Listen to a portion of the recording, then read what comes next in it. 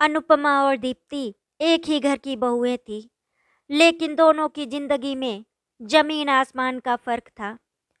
अनुपमा पढ़ी लिखी, समझदार और आत्मविश्वासी थी, इसीलिए वो हर गलत बात का जवाब देना जानती थी। वहीं दूसरी ओर दीप्ति सीधी सादी, कम पढ़ी लिखी और बेहद भोली थी। उसकी यही सादगी उसकी सबसे बड़ी कमजोरी बन गई थी। उसकी सास सुमित्रा हमेशा उसे गंवार कहकर अपमानित करती, छोटी छोटी बातों पर डांटती और घर के हर काम में कमी निकालती। दीप्ति चुपचाप सब कुछ सहती रहती, क्योंकि उसे लगता था कि यही उसका कर्तव्य है। घर में जब भी कोई विवाद होता, अनुपमा अपनी बात खुलकर रखती और गलत के खिलाफ खड़ी हो जाती। सुमित्रा उससे डरती भी थी, क्योंकि अनुपमा की बातों में तर्क होता था। लेकिन दीप्ति के साथ ऐसा नहीं था। वो हर दिन अंदर ही अंदर घुटती रहती। उसकी आंखों में अक्सर आंसू होते, लेकिन वो किसी से कुछ कह नहीं पाती थी। उसका पति वरुण भी अपनी माँ के सामने कभी उसका साथ नहीं देता था। उसे भी लगता था कि दीप्ति सच में गंवार है। समय धीरे धीरे बीतता गया और एक दिन दीप्ति के जीवन में एक नई उम्मीद आई। वो माँ बनने वाली थी। ये खबर सुनकर भी घर में कोई खास खुशी नहीं हुई। सुमित्रा को तो बस एक ही चिंता थी, कहीं लड़की ना हो जाए। दीप्ति इस बात को सुनकर और ज्यादा टूट जाती, लेकिन अपने बच्चे के लिए वो हर दर्द सहने को तैयार थी। जैसे जैसे महीने बीतते गए, दीप्ति की हालत और कमजोर होती गई। उसे आराम की जरूरत थी, लेकिन घर में उससे पहले से भी ज्यादा काम करवाया जाता। 9वां महीना चल रहा था, फिर भी उसे सीढ़ियां चढ़ने उतरने से लेकर भारी काम करने तक मजबूर किया जाता था। एक दिन सुबह सुबह जब वो जल्दी जल्दी काम निपटाने के लिए सीढ़ियों से नीचे उतर रही थी, तभी उसका पैर फिसल गया और वो जोर से नीचे गिर पड़ी। उसकी चीख पूरे घर में गूंज उठी। कुछ पल के लिए सब लोग घबरा गए। अनुपमा दौड़ती हुई आई और उसने तुरंत दीप्ति को संभाला। दीप्ति दर्द से कराह रही थी, उसका शरीर कांप रहा था। अनुपमा ने तुरंत वरुण को बुलाया और कहा कि बिना समय गवाए उसे अस्पताल ले जाना होगा। अस्पताल पहुंचते ही डॉक्टरों ने उसे तुरंत अंदर ले लिया। बाहर खड़े परिवार वालों के चेहरों पर चिंता तो थी, लेकिन सुमित्रा के मन में अभी भी वही सवाल घूम रहा था, लड़का होगा या लड़की। काफी देर बाद डॉक्टर बाहर आए और उन्होंने बताया कि दीप्ति ने एक बेटी को जन्म दिया है। ये सुनते ही अनुपमा की आंखों में खुशी के आंसू आ गए, लेकिन बाकी सबके चेहरे उतर गए। सुमित्रा ने नाक भौं सिकोड़ते हुए कहा, एक और बोझ आ गया इस घर पर। दीप्ति ने जब अपनी नन्ही सी बेटी को पहली बार गोद में लिया, तो उसकी आंखों से आंसू बह निकले, लेकिन ये आंसू खुशी के थे। उसे लगा जैसे उसकी जिंदगी में पहली बार कोई ऐसा आया है जो उसे बिना शर्त प्यार करेगा। लेकिन उसे ये नहीं पता था कि उसकी असली परीक्षा भी शुरू हुई है। दीप्ति के जीवन में बेटी के जन्म के बाद जैसे खुशियों की एक छोटी सी किरण आई थी, लेकिन उस घर के लोगों ने उसे अंधेरे में बदलने में देर नहीं लगाई। अस्पताल से घर लौटते ही माहौल बिल्कुल ठंडा था। किसी ने ना तो बच्ची को प्यार से गोद में लिया, ना ही दीप्ति की तबीयत के बारे में पूछा। सास सुमित्रा ने तो जैसे उसे देखना भी बंद कर दिया था। वो हर किसी के सामने यही कहती, लड़की पैदा करके इसने हमारा नाम डुबो दिया। दीप्ति का शरीर अभी भी कमजोर था, जख्म भरे नहीं थे, लेकिन उसे आराम करने का मौका नहीं दिया गया। कुछ ही दिनों में उससे फिर से सारे घर का काम करवाया जाने लगा। बच्ची को गोद में लेकर वो झाड़ू पोछा करती, बर्तन धोती, खाना बनाती। उसकी आंखों के नीचे काले घेरे पड़ गए थे, चेहरा मुरझा गया था, लेकिन किसी को उसकी हालत की परवाह नहीं थी। वरुण भी अब उससे दूरी बनाने लगा था। वो ना तो बेटी को अपनाता था, ना ही दीप्ति से ठीक से बात करता था। एक रात दीप्ति ने हिम्मत करके उससे पूछा, क्या मेरी गलती सिर्फ इतनी है कि मैंने बेटी को जन्म दिया? वरुण ने ठंडे स्वर में जवाब दिया, हाँ, और ये गलती तुम जिंदगी भर नहीं सुधार सकती। ये सुनकर दीप्ति का दिल जैसे टूटकर बिखर गया। उसे समझ आ गया कि इस घर में अब उसके लिए कोई जगह नहीं बची है। वो चुपचाप अपनी बच्ची को सीने से लगाकर रोती रहती। अनुपमा ही एकमात्र इंसान थी जो कभी कभी उसके पास आकर उसका हाल पूछती, उसे हिम्मत देती और बच्ची के लिए कपड़े या दूध लेकर आती।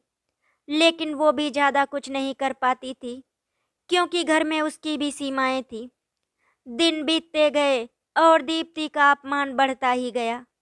सुमित्रा ने तो अब खुलेआम कहना शुरू कर दिया था कि वरुण की दूसरी शादी करवा देनी चाहिए। पहले तो सबको लगा कि वो गुस्से में ऐसा कह रही हैं, लेकिन एक दिन उसने सच में ये फैसला ले लिया। एक सुबह जब दीप्ति अपनी बच्ची को गोद में लिए आंगन में बैठी थी, तभी घर में हलचल शुरू हुई। कुछ रिश्तेदार आए हुए थे, घर सजाया जा रहा था। दीप्ति को कुछ समझ ही नहीं आ रहा था। उसने डरते हुए अनुपमा से पूछा, दीदी क्या हो रहा है? अनुपमा की आंखें नम थी। उसने धीरे से कहा, आज वरुण की दूसरी शादी है। ये सुनते ही दीप्ति के पैरों तले जमीन खिसक गई।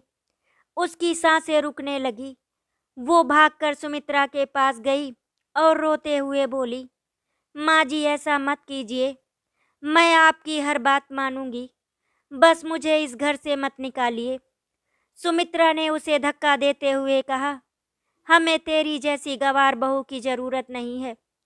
तू इस घर के लायक नहीं है। थोड़ी ही देर में वरुण दूल्हे के कपड़ों में सामने खड़ा था। उसने एक बार भी दीप्ति की तरफ नहीं देखा। दीप्ति की आंखों से आंसू लगातार बह रहे थे, लेकिन उसके दर्द को समझने वाला कोई नहीं था। शादी के बाद सुमित्रा ने सबके सामने दीप्ति को बुलाया और उसकी गोद में बच्ची को देखते हुए बोली, अपनी इस लड़की को लेकर यहाँ से चली जा। आज के बाद इस घर में तेरी कोई जगह नहीं है।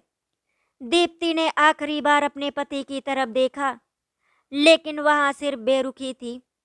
उसने कांपते हाथों से अपनी बच्ची को और कसकर पकड़ लिया और धीरे धीरे उस घर से बाहर निकल गई। उसके कदम भारी थे, आंखों में आंसू थे और दिल में एक गहरा दर्द, लेकिन उसे अब अपनी बेटी के लिए जीना था। अनुपमा दरवाजे पर खड़ी सब कुछ देख रही थी। उसकी आंखों से भी आंसू बह रहे थे, लेकिन वो कुछ कर नहीं पाई। उसने मन ही मन ठान लिया कि वो दीप्ति और उसकी बेटी की मदद जरूर करेगी। दीप्ति उस घर से निकलकर हमेशा के लिए एक नई लेकिन कठिन जिंदगी की ओर बढ़ गई। दीप्ति उस घर की दहलीज पार करके जब बाहर निकली तो उसके पास ना कोई सहारा था, ना कोई मंजिल। गोद में नन्ही सी बेटी थी, आंखों में आंसू और दिल में टूटे हुए सपने। सड़क पर चलते हुए उसे समझ नहीं आ रहा था कि वो कहाँ जाए। हर कदम जैसे भारी हो रहा था, लेकिन अपनी बेटी को देखकर उसने खुद को संभाला। अब उसे हार नहीं माननी थी। काफी देर तक भटकने के बाद वो किसी तरह एक बस में बैठ गई, बिना सोचे कि कहाँ जाना है। वो बस उसे उस जगह से दूर ले जा रही थी जहाँ उसे सिर्फ अपमान मिला था। कई घंटों के सफर के बाद वो लखनऊ पहुंच गई। ये शहर उसके लिए बिल्कुल अनजान था, लेकिन अब यही उसकी नई जिंदगी बनने वाला था। पहली रात उसने अपनी बेटी को सीने से लगाकर एक मंदिर के बाहर बिताई। ठंडी हवा चल रही थी, भूख से उसका शरीर कांप रहा था, लेकिन उसने अपनी बच्ची को कसकर पकड़े रखा। माँ के दिल में चाहे कितना भी दर्द हो, वो अपने बच्चे को कभी कमजोर नहीं पड़ने देती। अगले दिन से ही दीप्ति ने काम की तलाश शुरू कर दी। हर घर के दरवाजे पर जाकर वो हाथ जोड़कर कहती, मुझे काम दे दीजिए, मैं कुछ भी कर लूंगी। कई लोगों ने उसे तिरस्कार से देखा, कुछ ने दरवाजा बंद कर दिया, लेकिन आखिरकार एक घर में उसे झाड़ू पोछा करने का काम मिल गया। धीरे धीरे उसे 2-3 और घरों में काम मिलने लगा। सुबह से शाम तक वो काम करती, फिर थकी हारी अपनी छोटी सी झोपड़ी में लौटती, जहाँ उसकी बेटी उसका इंतजार करती। उसने अपनी बेटी का नाम कनिका रखा था, उसके जीवन की सबसे कीमती चीज।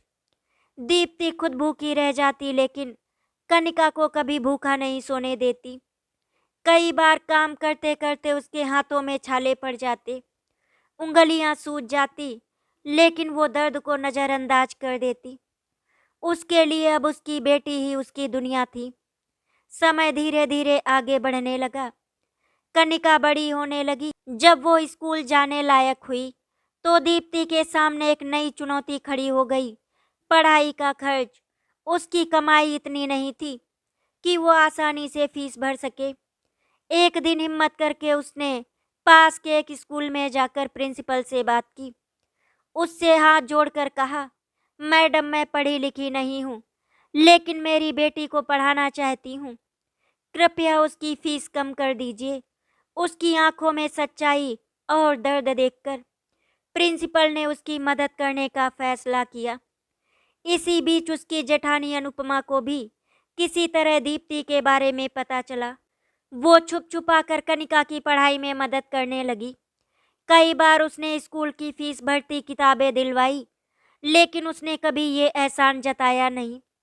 कनिका को बस इतना पता था कि उसकी बड़ी मम्मी ही उसकी सबसे बड़ी मददगार है। दीप्ति दिन रात मेहनत करती रही, गर्मी हो या सर्दी, बारिश हो या तूफान। उसने कभी काम से पीछे हटना नहीं सीखा।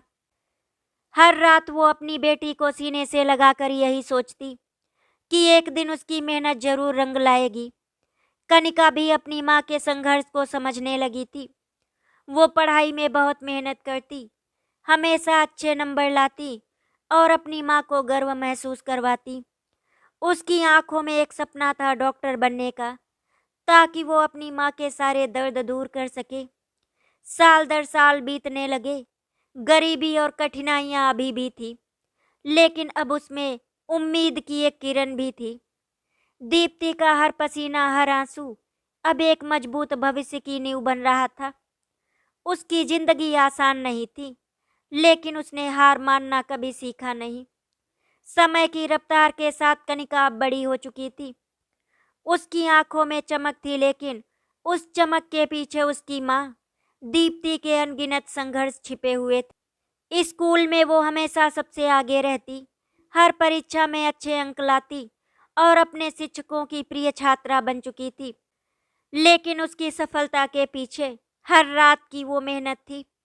जब वो कमजोर रोशनी में बैठकर पढ़ाई करती और दीप्ति चुपचाप उसके पास बैठकर उसे देखती रहती। दीप्ति खुद भले ही पढ़ी लिखी नहीं थी, लेकिन उसे शिक्षा की कीमत समझ में आ चुकी थी। वो हर दिन अपनी बेटी से कहती, तू बस पढ़ ले बेटी, ताकि तुझे कभी किसी के सामने झुकना ना पड़े। ये शब्द कनिका के दिल में गहराई तक उतर जाते और वही उसके लिए सबसे बड़ी प्रेरणा बन जाते। घर की हालत अभी भी बहुत साधारण थी। एक छोटी सी झोपड़ी जिसमें बारिश के दिनों में पानी टपकता, गर्मी में दम घुटता और सर्दी में ठंड चुभती थी। लेकिन इन सब के बावजूद वहाँ एक चीज थी, माँ बेटी का अटूट प्यार। कई बार ऐसा होता कि घर में खाने के लिए सिर्फ एक ही रोटी होती और दीप्ति बहाना बनाकर कहती कि उसे भूख नहीं है, ताकि कनिका पेट भर खा सके। जैसे जैसे कनिका बड़ी होती गई, उसकी पढ़ाई भी कठिन होती गई। अब उसे कोचिंग की जरूरत थी, किताबें महंगी थी और खर्चे बढ़ते जा रहे थे। दीप्ति ने अपनी मेहनत और बढ़ा दी। अब वो पहले से ज्यादा घरों में काम करने लगी। सुबह जल्दी उठकर वो काम पर निकल जाती और देर रात घर लौटती। उसके हाथों में छाले और गहरे हो गए थे, पैरों में सूजन रहती थी, लेकिन उसने कभी अपनी तकलीफ जाहिर नहीं की। एक दिन काम करते करते दीप्ति के हाथ में इतना गहरा छाला पड़ गया कि उससे खून निकलने लगा। दर्द असहनीय था, लेकिन उसने कपड़े से हाथ बांधकर फिर से काम शुरू कर दिया। उसे सिर्फ एक ही बात याद थी, उसकी बेटी का सपना। उधर कनिका भी दिन रात मेहनत कर रही थी। उसने ठान लिया था कि वो डॉक्टर बनकर ही रहेगी। कई बार जब वो अपनी माँ के हाथों में जख्म देखती तो उसकी आंखें भर आती। वो मन ही मन कसम खाती कि एक दिन वो अपनी माँ को इस दर्द से हमेशा के लिए मुक्त कर देगी। स्कूल खत्म होने के बाद अब सबसे बड़ी परीक्षा सामने थी, मेडिकल एंट्रेंस की। ये आसान नहीं था। पूरे शहर में लाखों बच्चे इस परीक्षा की तैयारी कर रहे थे, लेकिन कनिका के पास ना तो महंगी कोचिंग थी ना ही सुविधाएं। उसके पास सिर्फ उसकी मेहनत, उसकी लगन और उसकी माँ की दुआएं थी। अनुपमा अब भी दूर रहकर उसकी मदद कर रही थी। वो समय समय पर पैसे भेज देती, किताबें दिलवा देती, लेकिन उसने कभी अपने नाम का जिक्र नहीं होने दिया। वो चाहती थी कि कनिका अपने दम पर आगे बढ़े। परीक्षा का दिन आ गया। कनिका के दिल की धड़कन तेज थी, लेकिन उसकी आंखों में आत्मविश्वास था। उसने अपनी माँ के पैर छुए और कहा, माँ, आज आपकी मेहनत की परीक्षा है, मैं आपको निराश नहीं करूंगी। दीप्ति ने उसे गले लगाकर सिर्फ इतना कहा, मुझे तुझ पर भरोसा है। कई दिनों की बेचैनी के बाद जब रिजल्ट आया तो वो पल दीप्ति की जिंदगी का सबसे बड़ा पल बन गया। कनिका ने परीक्षा में बहुत अच्छा स्थान हासिल किया था। उसका नाम मेडिकल कॉलेज में चयनित छात्रों की सूची में था। ये सुनते ही दीप्ति की आंखों से आंसू बहने लगे। उसने अपनी बेटी को गले से लगा लिया और फूट फूट कर रोने लगी। ये आंसू दर्द के नहीं बल्कि सालों की मेहनत और संघर्ष के बाद मिली खुशी के थे। उस दिन पहली बार दीप्ति को लगा कि उसकी जिंदगी की सारी तकलीफें अब खत्म होने वाली है। उसकी बेटी अब उस मुकाम की ओर बढ़ रही थी जहां से उसकी दुनिया बदल सकती थी। कनिका का सपना अब सच होने के रास्ते पर था और दीप्ति की मेहनत रंग लाने लगी थी। कनिका का मेडिकल कॉलेज में चयन हो जाना दीप्ति के लिए किसी सपने के सच होने जैसा था, लेकिन इस खुशी के साथ एक नई चुनौती भी सामने खड़ी थी। अब तक की पढ़ाई तो किसी तरह कट गई थी, लेकिन मेडिकल कॉलेज की फीस, किताबें, हॉस्टल का खर्च, ये सब दीप्ति की क्षमता से कहीं ज्यादा था। एक पल के लिए उसके मन में डर आया, लेकिन अगले ही पल उसने अपने डर को दबा दिया। उसने तय कर लिया था कि चाहे कुछ भी हो जाए, वो अपनी बेटी का सपना टूटने नहीं देगी। कनिका को भी ये एहसास था कि आगे का रास्ता आसान नहीं है। उसने अपनी माँ से कहा, माँ, अगर बहुत ज़्यादा परेशानी हो तो मैं पढ़ाई छोड़ दूंगी। ये सुनते ही दीप्ति ने उसके मुंह पर हाथ रख दिया और बोली, ऐसा कभी मत कहना। तेरे लिए मैं अपनी जान भी दे सकती हूँ, लेकिन तेरा सपना नहीं टूटने दूंगी। इसके बाद दीप्ति ने अपने काम और बढ़ा दिए। अब वो सुबह से पहले उठ जाती, कई कई घरों में काम करती और रात को थक कर गिर पड़ती। उसके शरीर में अब पहले जैसी ताकत नहीं बची थी, लेकिन उसके हौसले अभी भी उतने ही मजबूत थे। कई बार तो ऐसा होता कि वो बिना खाए ही दिन गुजार देती ताकि कुछ पैसे बचाकर कनिका को भेज सके। धीरे धीरे हालात इतने कठिन हो गए कि दीप्ति को अपने गहने भी बेचने पड़े। वही गहने जो उसकी शादी के समय उसे मिले थे, जो उसकी आखिरी निशानी थे। जब उसने उन्हें बेचा तो उसकी आंखों में आंसू थे, लेकिन दिल में संतोष था कि ये सब उसकी बेटी के भविष्य के लिए है। उधर कनिका मेडिकल कॉलेज में अपनी पढ़ाई में पूरी तरह जुट गई थी। वहाँ के माहौल में सब कुछ नया था, नई किताबें, नई पढ़ाई, नए लोग।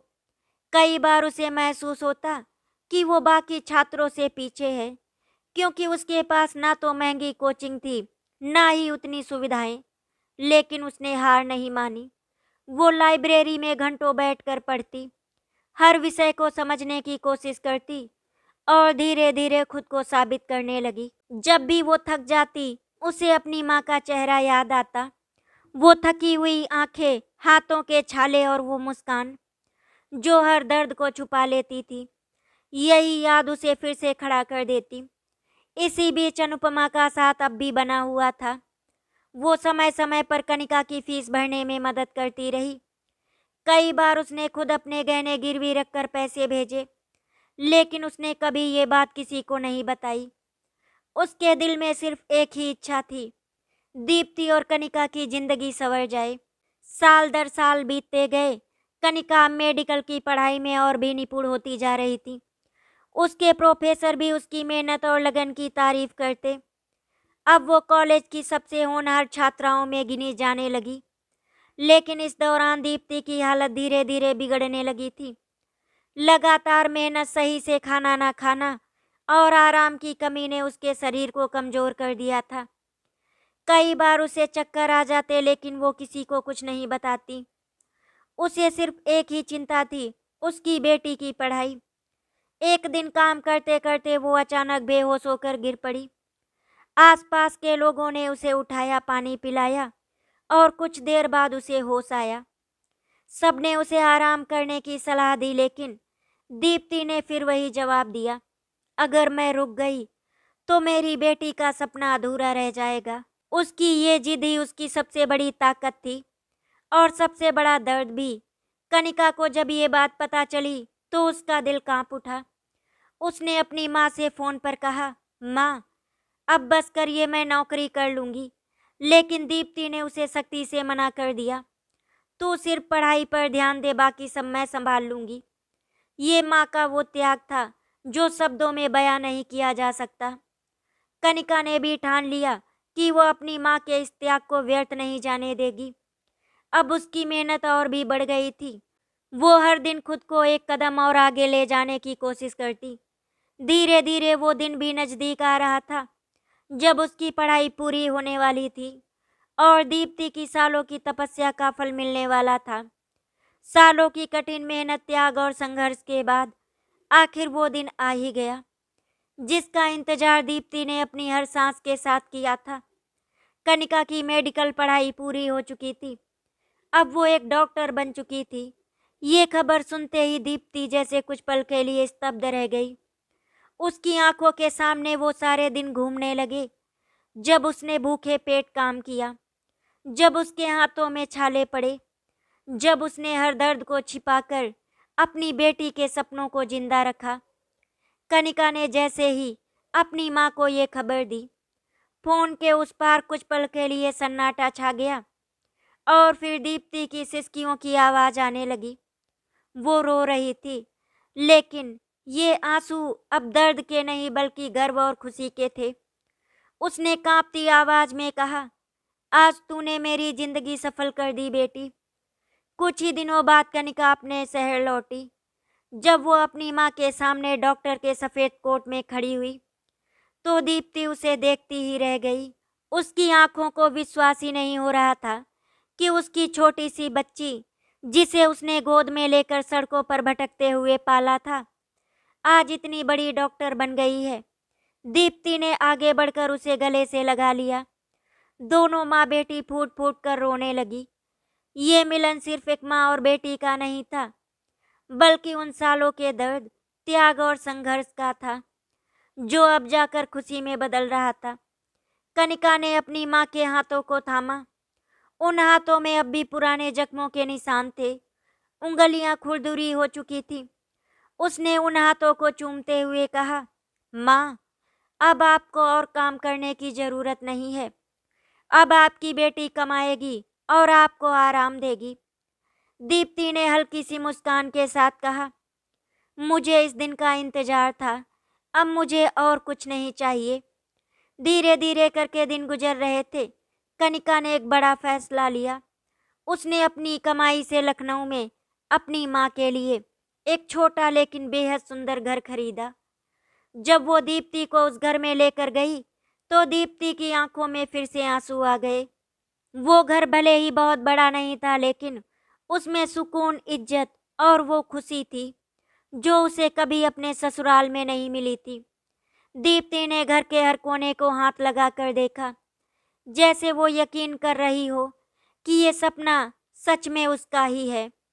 उस रात दीप्ति ने कई सालों बाद चैन की नींद ली। अब उसे सुबह उठकर किसी के ताने नहीं सुनने थे, किसी के लिए खुद को साबित नहीं करना था। अब उसकी पहचान सिर्फ एक गंवार औरत की नहीं थी, वो एक सफल डॉक्टर की माँ थी। उधर कनिका अपने मरीजों का इलाज पूरे मन से करती, खासकर उन गरीब लोगों का जिनके पास इलाज के लिए पैसे नहीं होते थे। उसे अपनी माँ के दिन याद आते थे जब पैसे की कमी के कारण उन्हें हर छोटी चीज के लिए संघर्ष करना पड़ता था। लेकिन इस खुशी के बीच एक अध्याय अभी भी अधूरा था। वो लोग जिन्होंने कभी दीप्ति और उसकी बेटी को ठुकरा दिया था, अब जब कनिका एक डॉक्टर बन चुकी थी तो उनके मन में भी पछतावा जागने लगा था। उन्होंने कई बार कनिका से मिलने की कोशिश की, लेकिन हर बार उन्हें निराशा ही हाथ लगी। कनिका के डॉक्टर बनने की खबर धीरे धीरे हर जगह फैल चुकी थी।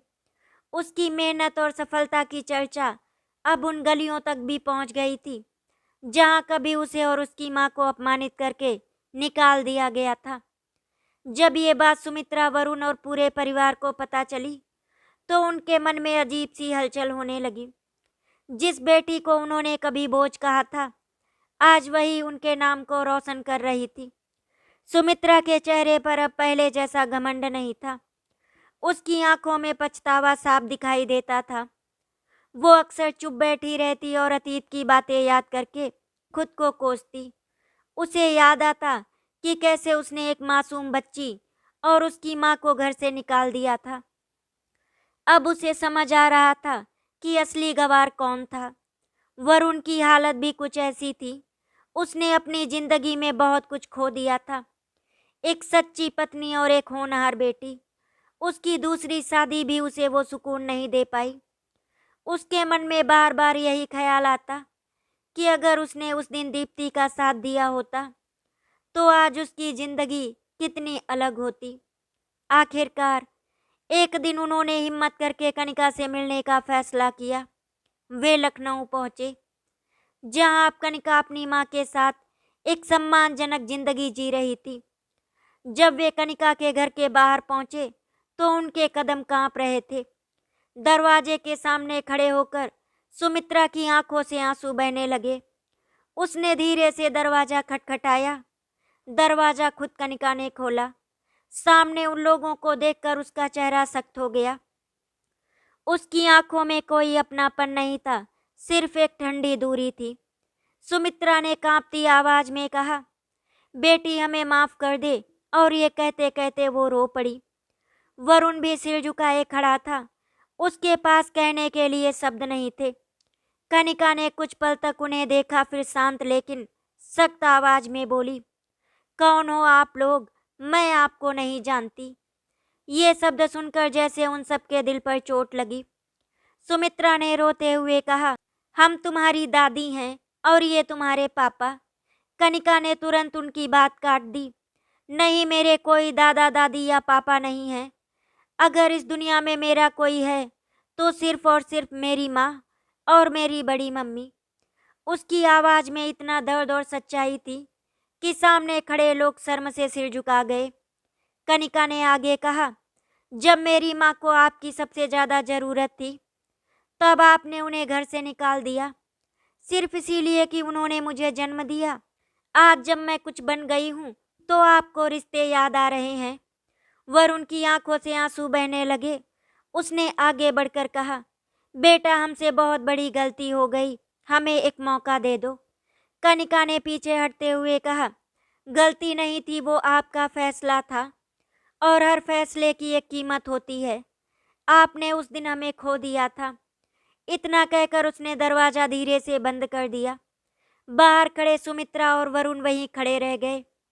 उनके पास अब कोई शब्द नहीं था, कोई सफाई नहीं थी, सिर्फ पछतावा था जो उन्हें अंदर ही अंदर जला रहा था। वे धीरे धीरे वापस लौट गए, अपमानित और टूटे हुए। अंदर कनिका कुछ देर तक दरवाजे के पास खड़ी रही।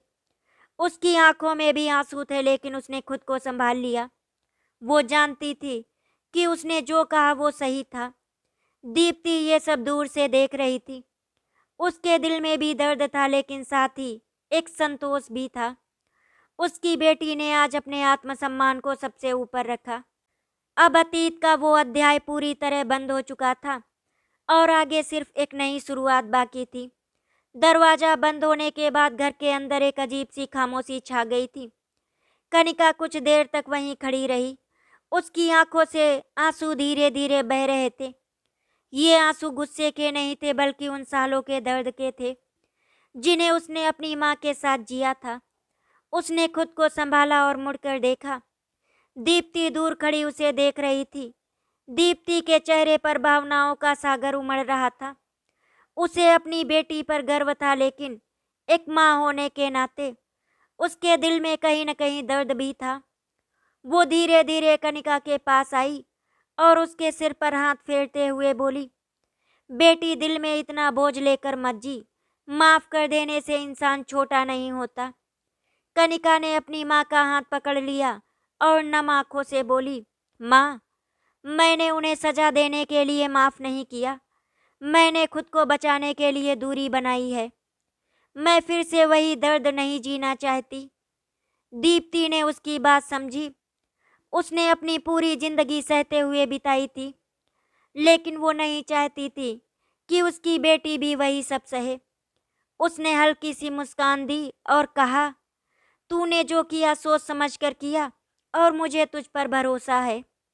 उस रात दोनों माँ बेटी ने एक दूसरे के साथ बैठकर अपने पुराने दिनों को याद किया। वो दिन जब उनके पास कुछ नहीं था, सिर्फ एक दूसरे का सहारा था। आज उनके पास सब कुछ था, इज्जत, सुकून और एक सुरक्षित भविष्य। उसने एक छोटा सा क्लिनिक खोलने का फैसला किया, जहां वो गरीब और ज़रूरतमंद लोगों का मुफ्त में इलाज कर सके। उसके इस कदम ने उसे लोगों के दिलों में और भी ऊंचा स्थान दिला दिया। दीप्ति अब पूरी तरह आराम करने लगी थी। सुबह उठकर वो घर के छोटे छोटे काम करती, पौधों में पानी देती और कभी कभी बैठकर अपनी पुरानी जिंदगी के बारे में सोचती। लेकिन अब उन यादों में दर्द कम और गर्व ज़्यादा होता था। एक दिन कनिका ने अपनी माँ को एक खास जगह ले जाने का फैसला किया। वो उसे उसी पुराने मोहल्ले के पास ले गई जहाँ से उनकी कहानी शुरू हुई थी। दीप्ति का दिल जोर जोर से धड़कने लगा। उसे लगा जैसे वो सारे पुराने जख्म फिर से ताज़ा हो रहे हों। लेकिन इस बार सब कुछ अलग था। कनिका ने उसका हाथ थाम कर कहा, माँ, आज हम यहाँ किसी दर्द के लिए नहीं, बल्कि अपनी जीत देखने आए हैं। दोनों उस घर के सामने खड़ी थी जहाँ से उन्हें कभी अपमानित करके निकाला गया था। आज वही घर छोटा लग रहा था और दीप्ति का आत्मसम्मान बहुत बड़ा। दीप्ति की आंखों में आंसू आ गए, लेकिन इस बार ये आंसू कमजोरी के नहीं थे। उसने आसमान की तरफ देखा और मन ही मन कहा, शुक्रिया मुझे इतनी ताकत देने के लिए। कनिका ने अपनी माँ के कंधे पर हाथ रखा और मुस्कुराते हुए कहा, माँ, अब हमारा अतीत हमें नहीं रुलाएगा, अब वो सिर्फ हमें मजबूत बनाएगा। कनिका अपनी मम्मी के साथ घर के अंदर गई और अपनी बड़ी मम्मी का आशीर्वाद लिया। कनिका को देखकर अनुपमा बहुत खुश हो गई थी। दीप्ति और अनुपमा ने एक दूसरे को गले लगा लिया। दोनों माँ बेटी कुछ देर तक वहां पर समय बिताकर अपने घर लखनऊ वापस आ गए, दिल में सुकून और चेहरे पर एक नई शुरुआत की चमक के साथ। इस कहानी ने ये साबित कर दिया कि इंसान की पहचान उसकी पढ़ाई या उसके हालात से नहीं होती, बल्कि उसके हौसले और मेहनत से होती है। दीप्ति को कभी गंवार कहा गया था, लेकिन उसी गंवार माँ ने एक डॉक्टर बेटी को जन्म दिया और उसे उस मुकाम तक पहुंचाया जहां लोग उसे सलाम करते हैं। ये सिर्फ एक कहानी नहीं थी, ये एक संघर्ष, एक त्याग और एक अटूट रिश्ते की मिसाल थी। आशा करती हूँ आपको हमारी कहानी अच्छी लगी होगी। अगर आपको हमारी कहानी अच्छी लगी तो वीडियो को लाइक एंड शेयर करें, चैनल को सब्सक्राइब करें। वीडियो देखने के लिए आपका बहुत बहुत धन्यवाद।